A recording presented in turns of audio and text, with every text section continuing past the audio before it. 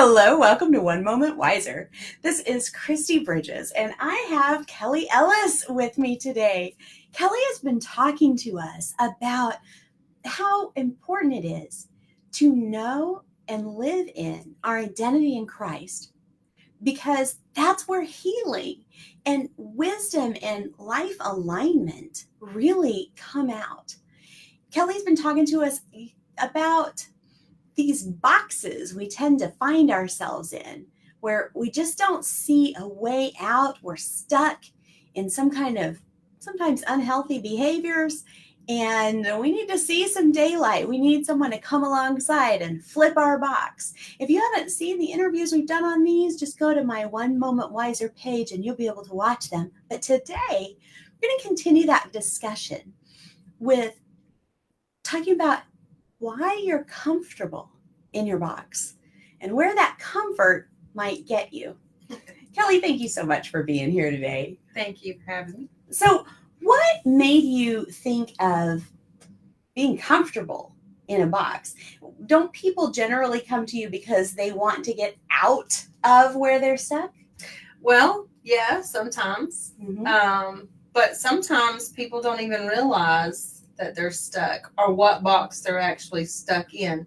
They come thinking that they're coming for this reason, and then as we talk and we kind of unravel things, I discover that they're there for really another reason. And sometimes they're so comfortable in that box, they don't realize that that's what it is. You told me you had a couple come to you, and one person thought it was their spouse's problem, right? Mm-hmm. We're coming to you because you got to fix my spouse. Right. And in the process, you discovered that actually there were some things that person was doing that came from a place they'd gotten stuck in even before the marriage. Yes. Does that happen a lot? It does. It does. Those self-sabotaging behaviors that we develop as small kids impact every part of our life. And it'd be nice, that once you get married, all those self-sabotaging behaviors go away, and that's just how it works. But it doesn't work that way. We carry those with us, and we still have those negative self-beliefs. We still believe those. And the thing about those is they play in silence. Yeah. On a constant, what I call it, like a CD on repeat. Just constantly, all the time. Yeah. And they affect everything that we do, but we don't consciously realize it because it doesn't play consciously. Yeah. Because we don't feel wrong. Right. We feel like we figured things out. I know as a kid, I watched my parents make all the mistakes, right? Right. Because, of course, it's always everybody else's fault. I watched my parents make all the mistakes, and I knew everything to do right and differently when I, was grown. Yes. And so I instantly went into a marriage carrying some of those silent programs that dictated my behaviors without me realizing it. Right. And caused a mess. Absolutely. It caused a mess. And it will. Some of those things, it takes decades to discover. Yeah. Yeah. And coming to them on your own is not very likely. Like sometimes we can, but most of the time they're so subconscious. Coming to them on our own, they don't show up. Right. We need an outside observer. Right. Who comes from somewhere else. Yeah. That can say, what you're doing is not having the effect you want it to have. Right. I like to call it a third party non-bias. Right. You don't know me, you don't know him, you don't know anything about us. Yeah. Now, how do you, when you have clients that come to you and you don't know them, how do you know that what they're telling you is right? It doesn't matter. It doesn't matter. No. Really? No. That's very interesting. I deal with their truth. If I think that they're lying, it'll eventually come out anyway. But I deal with their truth because honestly, we all have false memories. That's just part of us, and it just happens. So I don't need anybody to verify what their truth is. Now, sometimes when you're working with teenagers and parents, that gets a little dicey. Right. Couples, if you're ever working with them individually, gets dicey. But you have to go with what they tell you. You can't assume that the person that's sitting across from you is lying to you. Because if they're telling you, if they're coming to you, they want help. Yeah. With something. Right. Maybe not the thing you need to fix, but they need help with something. Right. And they're willing to get some help. Right. And if they're telling you something, then it's their perspective. Right. And even if our perspective is shaded, you can work with that. Yeah. Because your goal is not to fix my perspective on a particular situation, but help me see where my thought patterns are healthy, where my responses are healthy, and where they're not, and then how to make the adjustments to give me the kind of life that I really want to have. Yeah.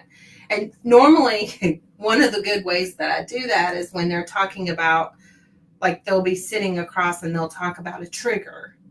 Or they might not call it a trigger. They'll say, I got really mad about blah, blah, blah, blah, or this really, really upset me, or, and I'll go,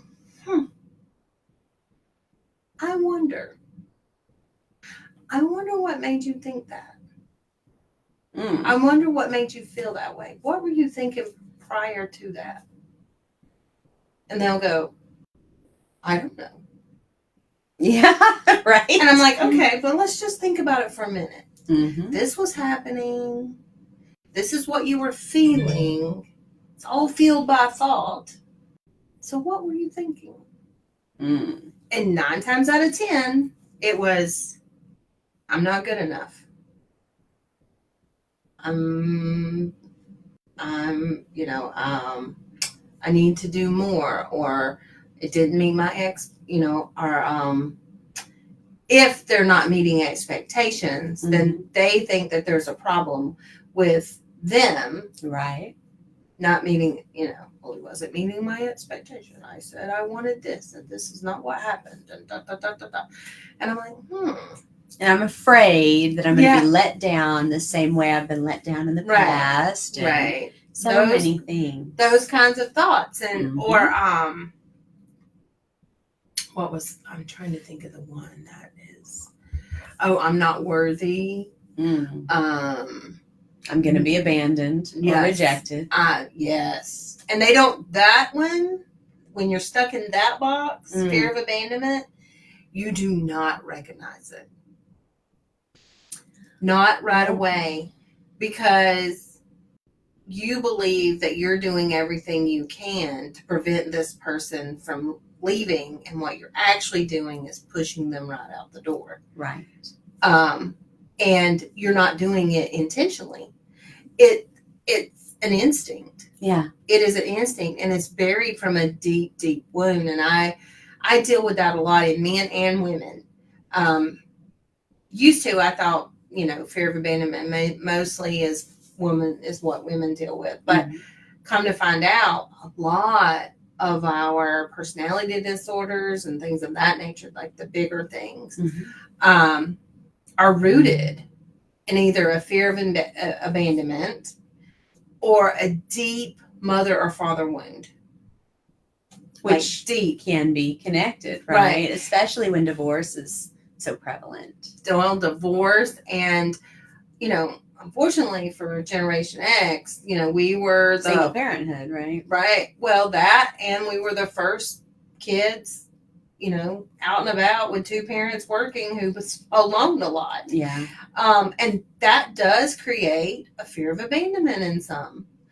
It makes sense, because if our companions are either ourselves only or a bunch of other fickle kids, we get rejection a lot, right? Yeah. If we have that parent who's there and interested in our day and interested in the fact that we're going to succeed in there as a companion, we we don't have to feel Right. rejected quite so hard. Yeah. I know with me, my parents went through an early divorce, a couple of divorces actually, before they finally split up. Mm-hmm. They were young, they were high schoolers.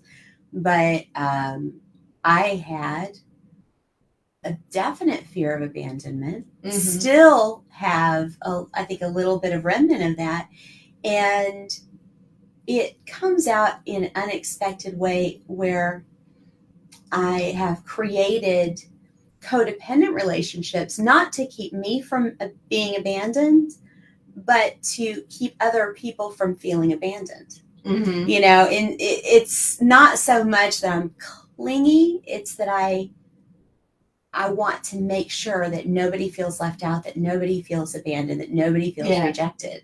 And what that creates is this need-based, uneven relationship that ends up causing a lot of hurt because the expectations are set very incorrectly. Right. And that's usually the two ways we go. Yeah. We either don't want to try to have relationships because we're scared that they're going to leave. Mm-hmm. Or we attempt relationships and then we're too clingy and need them too much. Right.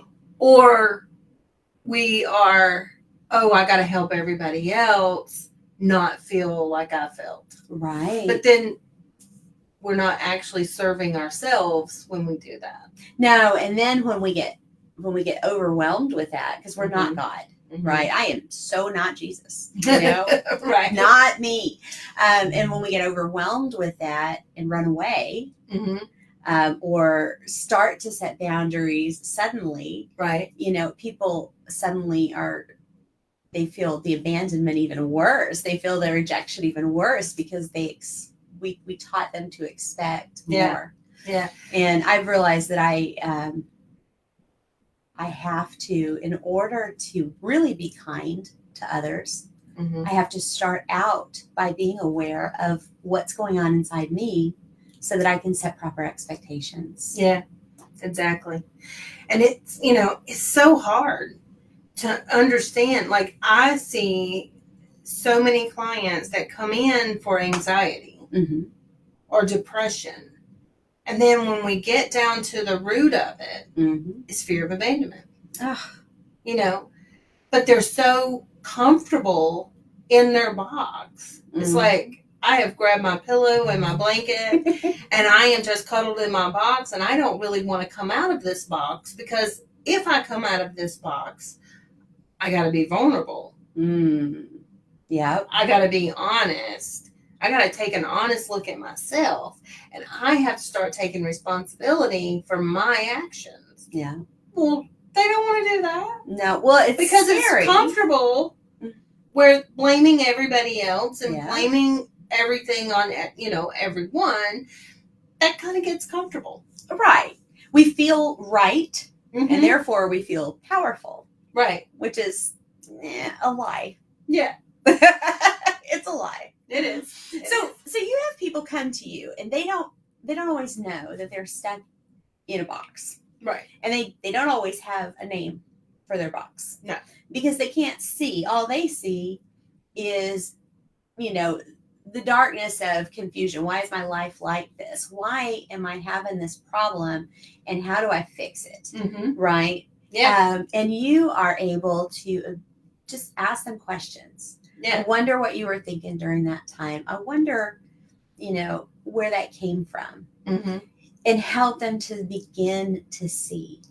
So tell me about some of the places that people get stuck. Well, anxiety is a huge one. Yeah.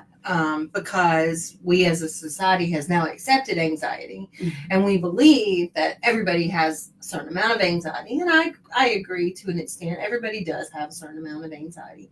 But some people let anxiety run their life. Right. And when you talk about going through and helping them and understanding that they can control their own anxiety, that feels very uncomfortable for them. Because it hasn't been true for them in the past. Right. One thing I've noticed is if something wasn't true for me in the past, maybe more than once, right? Maybe I was resilient enough to try a couple of times. Right. Or more than a couple of times. Right. And it didn't work. Mm-hmm. Then I am likely to say, well, this is who I am. Mm-hmm. Nothing works. This is just who I am. I've got to learn to live with it. And then you just identified right with that. I actually put my name on this thing. Yes. And the problem with that is that the times I tried in the past to deal with this problem that's kicking my butt, right, I was younger and less mature and didn't know as much. Exactly. I didn't have somebody like you helping me through it. Whatever the reason, right, if there's a change, right, in the thousands of experiments that ended up with a light bulb, right, there were little modifications that happened along the way. If someone knows, because they're a trained professional, right, that you don't have to put your name on this disorder, you don't have to put your name on this trap, right? I can help you get through this. Maybe I can say, okay, I'm willing to give it another try. Right. I'm willing to detach my name from it and say, this is my anxiety box, and I'm going to get out of it. Yeah. I tell my clients to name it. So their anxiety is now they're not fighting themselves. They're fighting this other entity. Yeah. So one of my favorites is Big Bertha. One of my clients. It's not your client, right? No. One of my clients named their anxiety Big Bertha. I love it. And I love it because I asked her, I was like, okay, so describe Big Bertha to me. And Big Bertha is huge and overwhelming. And she feels like when Big Bertha is sitting on top of her chest, like she's suffocating. And what a great name for that, because that is kind of how anxiety feels. Sounds like one of those bullies in the schoolyard. Yeah, well, I have another client. He named his Arnold. Yeah. For Arnold Schwarzenegger.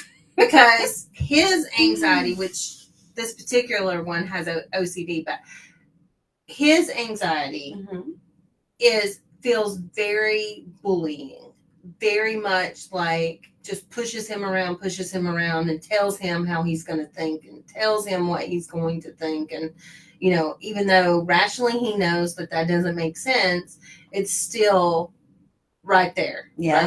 Right there. Like the Terminator. Yeah. Yeah. And like he can't escape it. It's bigger than him. And so it's faster than him. He's stronger than him. He just can't get around it. So now that they've put a name on it, they no longer identify with it. Right. And they can say, you know what, and this is what I get in my sessions. Do you know what Big Bertha did to me this week? I love this. Yes. Because when you are fighting yourself and you think you're the problem, that's how you see it. Yeah. You see yourself as the problem.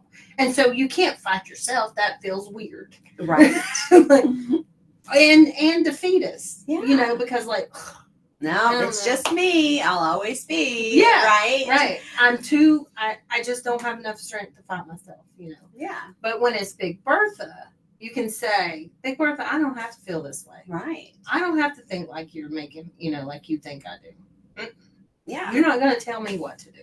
And so it gives you a little bit of sense of empowerment that you can fight this big person that's after you, or this big thing, this entity that's coming after you. And then you can learn to manage it. I love these examples because Big Bertha makes me think of that bully in the schoolyard. And as an adult, when you watch these movies, you know, with the bully, right, you recognize that girl was going through some stuff. Right. And when you think of your anxiety, in this case, as Big Bertha, then you recognize that this is coming from a childhood place. These are childlike emotions of vulnerability. Right.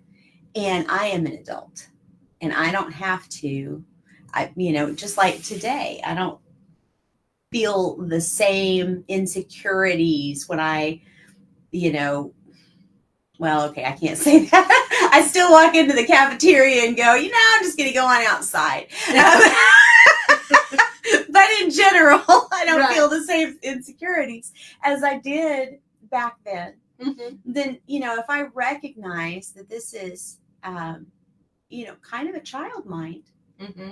that's just been hurt coming at me, right, then I can put her in her place and say, I'm a grown-up now and I don't have to live this way. Right. And if I'm, thinking of Arnold Schwarzenegger as my Terminator coming at me, the anxiety that I will never be strong enough, I will never be man enough, whatever. Then goodness sakes, I can watch every single Spider-Man movie and Terminator movie and all those and see that it's the little guy who always wins. Right. Right? It's the little guy that everybody's rooting for, and I can root for myself. Yeah. I can root for myself in those battles. Absolutely. When I am feeling anxious, when I am feeling overwhelmed, I can root for me. Yeah. I can say, go, Christy, go. You can do this. Exactly. Oh, I like that. I like that a lot. Exactly. But if we never get to the root of it, mm-hmm. and I believe there is a root to all illnesses. Now, is it all from your childhood? Could you be born with it? Well, science says that we can. Mm-hmm. So I can't say no, we can't. We all have proclivity to something. Right. Because there are gifts mm-hmm. that have flip sides, right? Mm-hmm. So, yeah, I can see that. And then life experience compounds. Yeah. But working as a therapist now 11 years, mm-hmm. I am starting to see that if we dig deep enough, there is a root. My client with OCD, I typically had believed before I had started really talking to him, mm-hmm. That OCD is just something that you're born with and you can't really do a lot about it. Right. You can learn learn coping strategies. Yeah, you can learn coping strategies, but could it ever be completely gone? And I'm still on the fence about that one. But I have discovered that we now know that's a trauma response. Yeah. And when we first started talking, he had no idea that the way his dad talked to him and the way that his teachers did and the way that even the religion that he was in, mm-hmm. how all that played in his mind to make this perfect storm for OCD. Right. So, but it can. For someone who was continuously trying to be good enough, trying to do things right, trying not to mess things up, mm-hmm. I can totally see that. And completely being threatened in every aspect. Yeah. Dad threatening him, the school threatening him, and the religion threatening him. You're gonna go to hell if you keep this up. If you think the wrong way, you're gonna go to hell. Yeah. If you do the wrong thing, you're gonna go. And so all of those things played a perfect scenario to what his OCD tells him. Right. Because if I do this, then this bad, terrible thing won't happen. If I do this, then this bad, terrible thing won't happen. And that's essentially OCD. Yeah. Is that you try to do things or prevent bad things from happening by doing these things. Mm. And he did not even recognize that it was OCD at all. And that sounds to me like a very scary thing to try to work on. Mm-hmm. Because, and the things that happen to us, sometimes, they can be innocuous to one person. Right. But to another person, because of the natural proclivity or because of where we are in our maturing, right. We can take them very differently, right? And we can turn them into very different things. Right. But once you're in an OCD pattern where you are, in this case, trying to prevent bad things from happening, mm-hmm.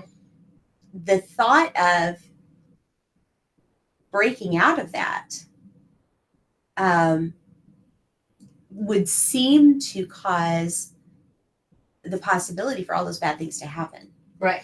How do you deal with that? How do you let go of that security blanket? I mean, because I could just imagine me clutching that with every ounce of energy, saying, no, I can't let this go because bad things will start happening. If I've held them at bay for all this time, right? I can't stop this now. And so I need to let go of that security blanket.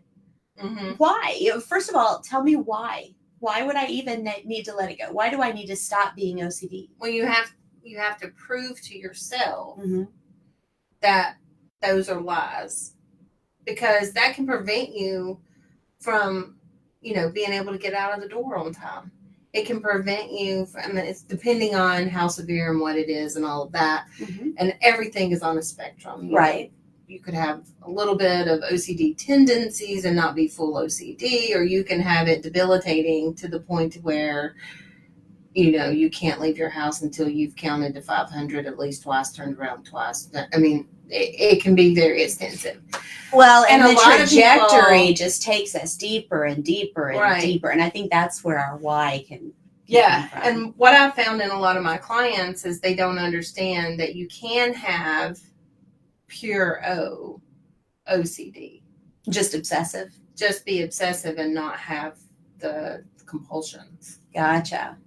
And the obsessive, I can relate to that because when I have gotten into a conflict with someone I care about, I can have these arguments in my head for just days if I don't get a hold of that. Continuously trying, thinking of reasons I'm right and how to prove that I'm right, and all that. It's ridiculous. It's just ridiculous. Yeah, but one of the tools that we use to come out of the OCD box is a hierarchy ladder. So you start with the things that scare you the least. Okay. And you go up to the things that scare you the most, and you rate them on a scale like 1 to 10. And then part of your homework is you're just going to step out of your box and you're going to do this one thing that's uncomfortable, but you're going to prove to yourself that nothing bad has happened and it's going to be okay. And then you're going to do it again. And then you're going to do it again until you're comfortable enough that that is no longer an issue for you. And then we move up to the next thing. And then we move up to the next thing. Because what anxiety and OCD both do is they kill your confidence. They do. They kill your confidence. They do. And anytime that you allow anxiety or OCD to kind of stop you from doing what you were planning on doing, going out with friends or having somebody over or ordering at a restaurant or even going out alone. Anytime you allow that fear to stop you, then you lose confidence. Yes. And it's very hard to gain it back, but it's much easier to say no to the next thing. That's right. And so you keep saying no, before long, you're at a point to where you're not doing much of anything and you're not enjoying your life at all, which then can be depression. Yeah. And you get isolated. So let's break that down for a second. Number one, you mentioned that, the symptoms, right, can show up in little ways. Right. Maybe I just have to check the oven a couple of times before I leave. I just have to make sure the iron's put away or the curling iron is unplugged, and go back to my bedroom 3 times to make sure that happens. But if I don't stop that repetition, if I don't stop the obsessive thoughts somehow, right? And sometimes the need to tell is an obsessive thought. True. Like, I need to do this. And if I have this bad thought, I need to confess it. If I have this, I need to do it. I have got to send somebody a book-long text because, and then 40 other texts because, I can't stop. Yeah. And if we don't stop that when it's small, then it gets bigger and bigger. And it begins to disrupt your life. Yeah, we start to progress. Mhm. And if we let fear stop us, now that's stopping behaviors, right? Right. If I don't stop a behavior, I'm going to end up further and further down a road that's going to make me miserable. Right. And disrupt my relationships, my job possibilities, my Yeah. life. Yeah. If I don't start doing things that are a little uncomfortable, that don't follow the OCD routine, Mhm. or don't follow whatever the compulsion is, if I don't start doing those things and quit letting fear hold me back, then fear is basically, every time I let fear win, it gives me a brick. Mhm. And each brick makes it harder to step out of my door. Yes. Into the open world, right? Into Right. the free world. Right. And pretty soon I have a whole wall where I used to have a door. Yes. And we can't let fear win. No. We cannot let fear win. I remember talking to a friend of mine who was, they had a childhood trauma where someone had drowned. And they didn't like water. Mm-hmm. And at the time, they'd go to the lake. But then pretty soon they just chose not to go to the lake anymore. Mm-hmm. And an opportunity came up to go to the beach. And no, I don't like water. And then eventually, opportunities for cruises. Oh, Mm-hmm. I don't like water. Mm-hmm. There's no way I'm getting out over that. Well, the thing is, those sound like fun things that people could pass up, right? Right. But what they've done is they've let fear break them in. Yeah. And maybe you don't ever actually want to go on a cruise.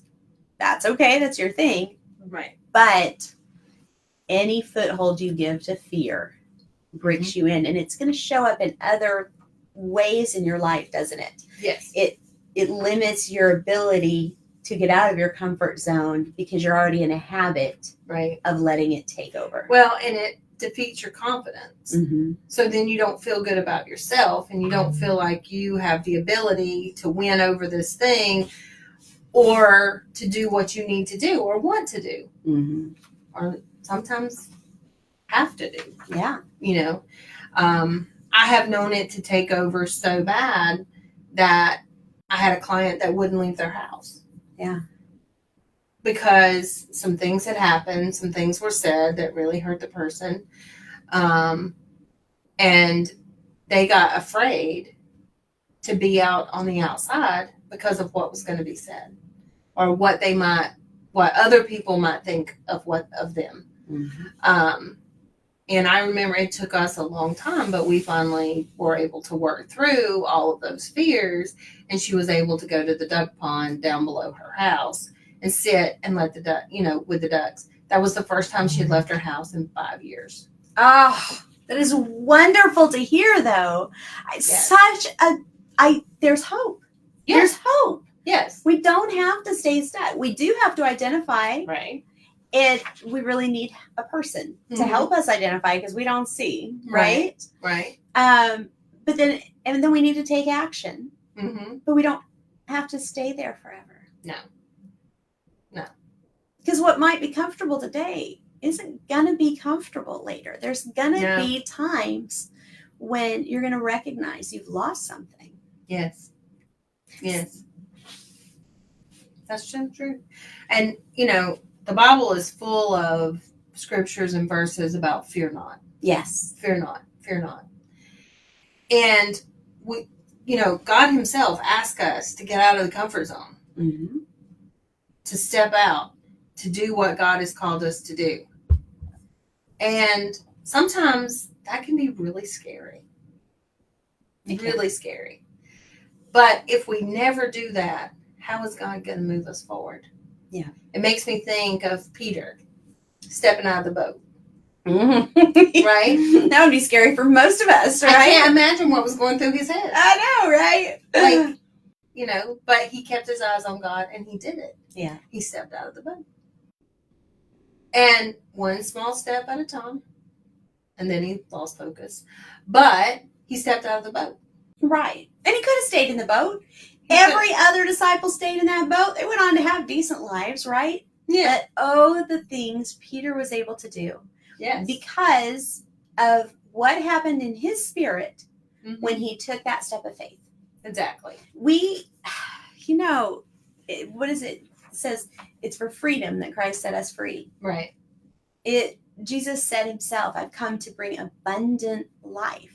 We Right. don't know what that looks like. C.S. Lewis said we're content making mud pies, when we're told that we could actually have a vacation at the seashore. Right. And that's a bad quote. I mean, badly quoted, but that's about what he said. And I've always remembered that we don't know what God has in store for us. And in order to be ready, we have to give him that faith. Yes. Besides, Kelli, mm-hmm. if you were the best cook in the universe and I never let you cook dinner for me, and you might be the best cook in the universe, hey, we could find out. Pretty good. I wouldn't say the best. Right. But if you were the best cook in the universe, I never let you cook dinner for me. I'm starving to death over here, but I never let you cook dinner for me. How's that going to make you feel? Well, I'm going to feel like you don't trust me. Right. We have God, our creator. Yes. Who has given us everything we need for life and godliness. Yes. And we got to be able to give him our faith. Mm-hmm. And say, you created me for companionship, Lord. He created us so that he could walk in the garden with us, right? Right. He loved us so much that when we were out of companionship, Jesus came and died for us. Yes. So he has shown us how much he wants yes. to be with us through everything. Absolutely. And we have to give him our faith. And he will take us by the hand and walk us through. But here's the thing. Yeah. I've heard so many Christians say, well, I've prayed for God to heal me of my anxiety. I've prayed for God to heal me of my OCD. I've prayed for God to heal me of my depression, of this and that. Yeah. And can he take it automatically in a minute? Absolutely he can. Mm-hmm. He has the ability. Right. But I feel like what he walked me through is I had to work it out. I had to go back. I had to examine my past. I had to deal with that pain and that hurt. Mm-hmm. I had to walk it out. I had to take the step to say, okay, I can't let anger be my boss. Yeah. I can't let anger be my boss. That's right. Which anger was probably coming from anxiety. Yeah. It is a symptom. But I didn't recognize it. I didn't feel anxious because when I think of anxiety, I think of people wringing their hands and having these racing thoughts and, no, I just blew up. Mm-hmm. But it was anxiety. It was anxiety. I just didn't recognize it as anxiety. But you did recognize something that got you started. Right. And, every single person that we get inspiration from as Christians. Right. And even if you're not a Christian, look at the people you get inspiration from. Exactly. Every single person we get inspiration from isn't a story of overnight success. It's a story of a long period of time where they applied the tools they had. Right. Where they applied themselves and struggled and overcame. Right. We are inspired by overcoming for a reason. Mm-hmm. So tell me about these scriptures you have. Well, just a few, and they're the tried and true, the ones that most people know. I love it. Philippians 4:6, and nothing be anxious, but in everything by prayer and petition with thanksgiving, let the requests be made. Peace I leave with you, my peace I give you, not as the world gives, I give to you. Don't let your heart be troubled, neither let it be fearful. Wait. Don't let your heart be troubled? Right.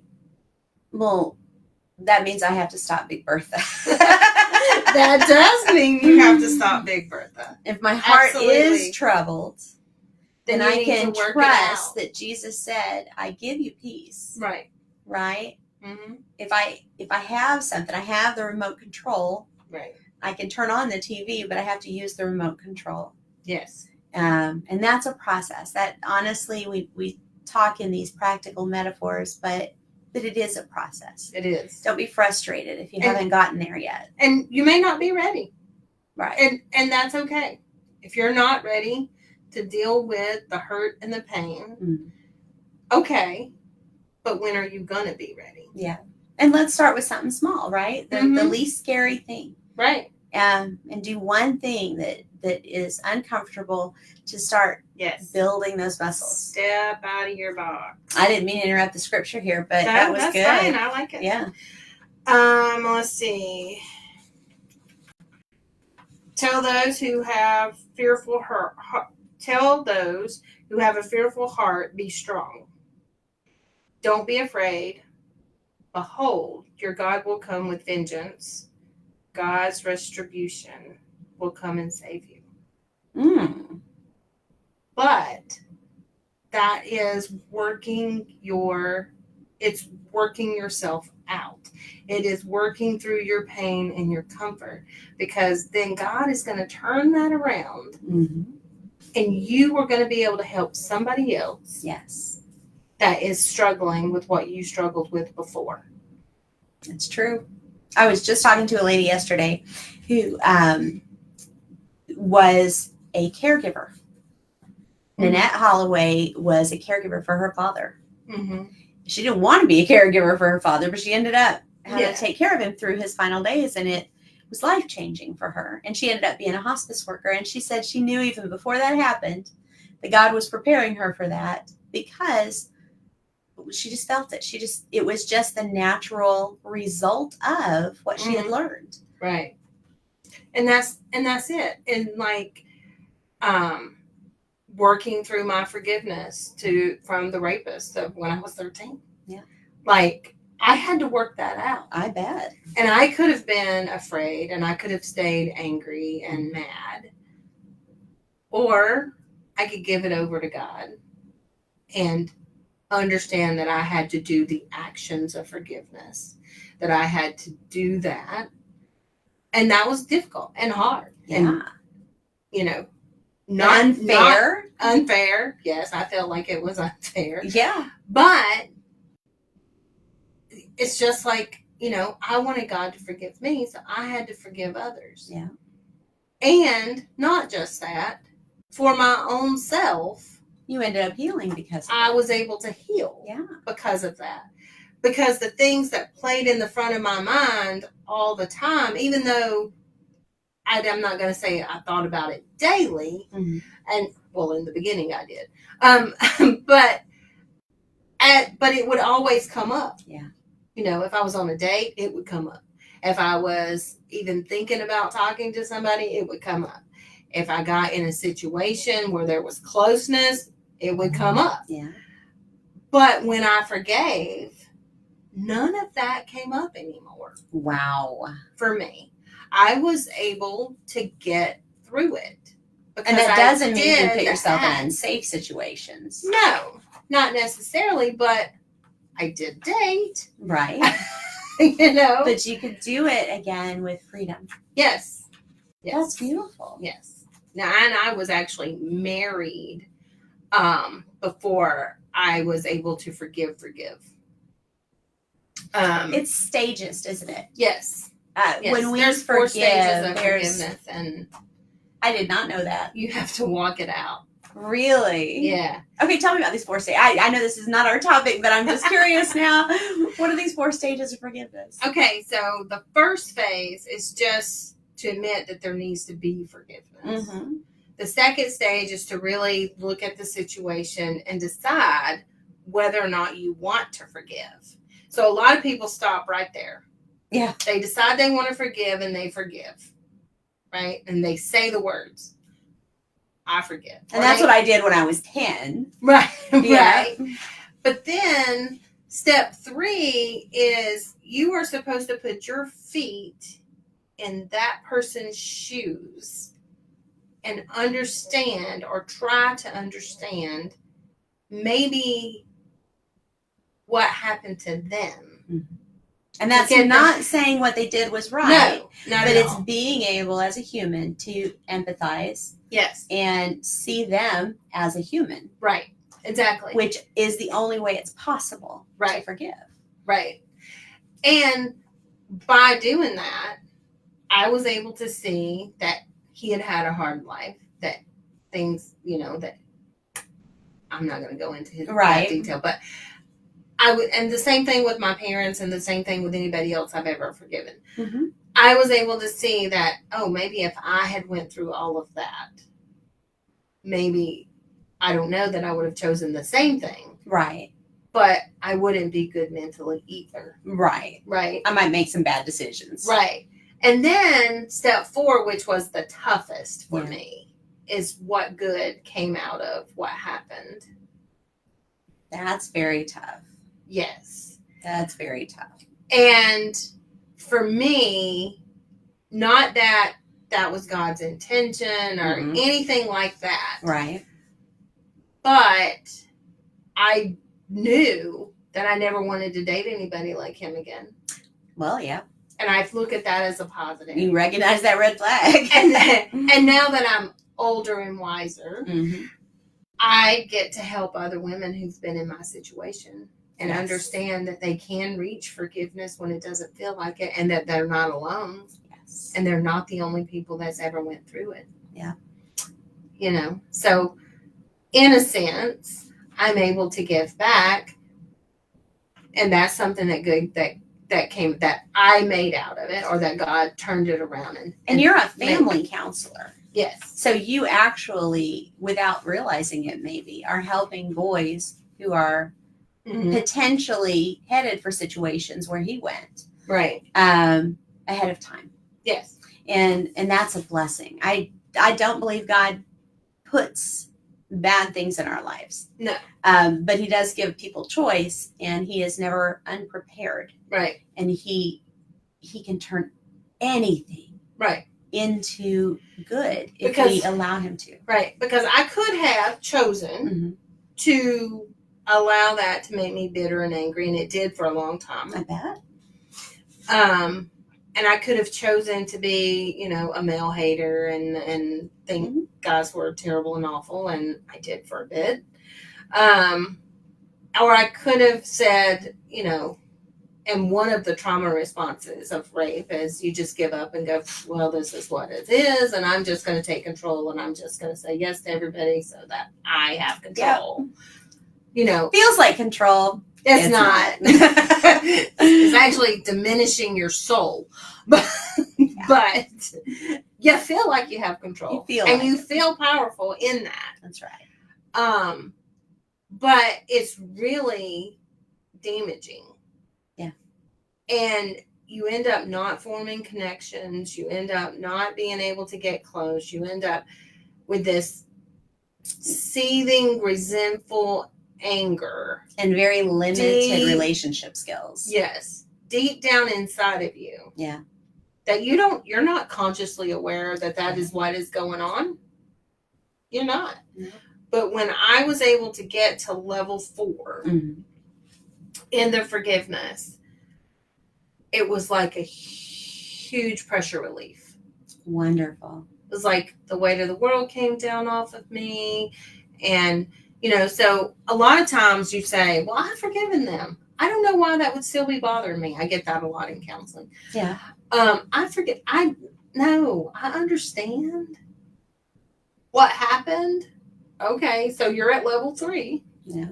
But you are not at level 4. Right. So we need to push and get to level 4. Because on the way to level 4, you have to acknowledge how it's affected your life negatively. Yes. To get to where you can see how it affected your life positively. I know, at 10, they said, oh, well, you're supposed to forgive. And I said, oh, okay, well, I forgive.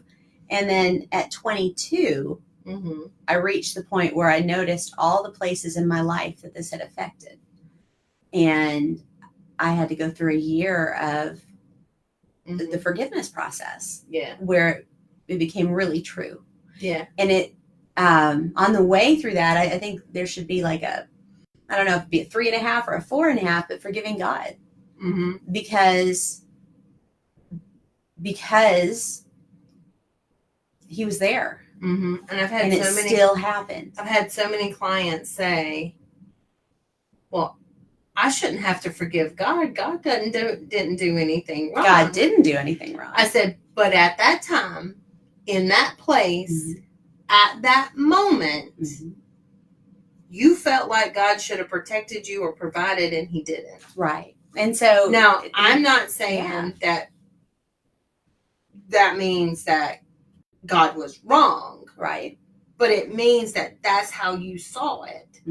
And so you do have to forgive for that. But the thing that I think one of my clients even helped me realize that I had not thought of, because he was having a tremendous problem with forgiving God. Yeah. Like, God knows no wrong. Why would he need to be forgiven? Right. You know? And I was like, okay, so you have to forgive God so that you can be forgiven. So not that you have to be like, how did I put it? I'm trying to remember. You have to forgive God so your little child or your younger self can be healed. And trust again. And trust. And then you have to ask God for forgiveness for not trusting him. Yeah. And for not, or for blaming him or whatever. Yeah. So it's kind of a twofold. Yeah. Well, I had to you forgive God, but then you turn around and you ask God to forgive you for blaming him. Right? I had to come to the point where I could accept that the same Jesus who died to save me died to forgive this person for that action. Right. Knowing what that action was and what it would do to me. Right. And still was willing to forgive. And make that sacrifice. And it was a process. You know, and this, definitely doesn't mean God is wrong, but there's a difference between truth and how we feel. Well, and we have to deal with how we feel, right? Right. And I had to recognize for me that was his own personal will. Yeah. That was not God's will. Oh, no. But God, just like he can't make me get saved, he can't make somebody do what they don't want to do. Right. That's true. He can't fight free will. No. But that's boy, he will love us to wholeness, will he? Yeah. Oh, man. So tell me more of this. Well, this is just several verses. When I'm afraid, I will put my trust in you. Let's see. For God did not give us a spirit of fear, but of power, love, and self-control. Power, love, and sound mind. Self-control. That's right. Yes. We have the power to do what it takes. Absolutely. Absolutely. In the multitudes of my thoughts within me, your comforts delight my soul. Oh, thank you, Lord. Okay, so in the moment where I'm tempted to hold on to my insecurity blanket, right? To hold on to this thing that feels safe, this blanket that keeps me in this box and feels safe. Right. Like OCD or just shutting myself off because anxiety is getting me. Or depression. Whatever. Yeah, depression. Different things that get us on a trajectory for bad news. When I'm tempted to hold on to that blanket, I can hold on to his comfort, because his comfort gives me what? Peace. Delight. Delight. Comfort's delight. Oh, Lord, help us to delight. Show us, Lord, we don't even know what we're missing, but help us to trust you enough to let you show us. And I love this one, Proverbs 12:25. Anxiety in a man's heart weighs it down. It does. But a kind word makes it glad. So that's to yourself. Yeah. Right? So anxiety can be going crazy. But if you will capture that thought and say, what is the reality of this situation? Be kind to yourself. Don't allow yourself to be overtaken. Cheer on your little guy who's fighting Big Bertha or the Terminator, right? That's right. Yes. Yes. And then I like that one. Repeat that one. What verse is it? Proverbs 12:25. Proverbs 12:25. Anxiety in a man's heart weighs it down, but a kind word makes it glad. A kind word makes it glad. Cheer for yourself. And I think that Cheer goes for so yourself. much to what we've kind of been talking about. With there's so much power in our words. Yes, there is. And working out your anxiety and your fears, compulsions, and all of that. If you expect God just to come in and delete it, that's probably not going to happen. You got to do the work, because He wants you to know. What's your motto that you teach your that you are clients? A likable and capable man or woman. That's right. God wants you to know you are likable and capable. Absolutely. Man or woman. Say it with us right now. I am a likable and capable woman. Of God. Of God, yes. Because we can trust in Him and He will work with us. Absolutely. He doesn't give us jobs to do on our own. He is with us every moment. Yes. And in the moment of our weakness, we can call on Him and He will be our strength. Every day. Give us the courage. Yes. Kelli, it has been so wonderful to talk with you. I cannot believe our hour is almost over. I know. I'm going to post a link in the chat to an anxiety buster magnet that you could get and stick on your refrigerator. I'm also going to post a link in the chat to these Bible verses that Kelli has been reading us so that you can use them for yourself. And God bless you. We will be back next week. Next week. See you later.